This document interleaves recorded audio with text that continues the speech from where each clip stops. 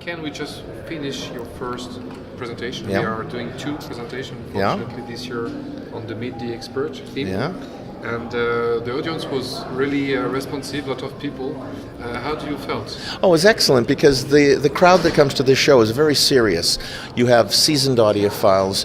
You have, this year what is particularly good is a lot of newcomers because they reached out to students. So part of the crowd was younger than has been the norm for high-end audio.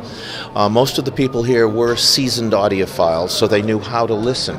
And I think that's part of the reason that they stayed and sat and listened very intently. The only time I've seen it that intense is with Asian audiophiles at the shows in Tokyo and the shows in China. You played some tunes that you used yourself to make critics and reviews. How did you feel the response within the room? Well, I was very pleased because when most people come to hi-fi shows, they expect to hear audiophile music. And they also expect to hear classical music. So I went out of my way to play what I would call normal releases. I made a point of using pop chart hits, classic rock music, some classic soul, classic R&B. And even though I'm an American and the music was fundamentally American, it tells you how popular the music was because here we had a primarily German audience and they knew all of the songs. It was Aretha Franklin, it was Ike and Tina Turner. And this is it shows you that high-end audio and music, it is a global thing.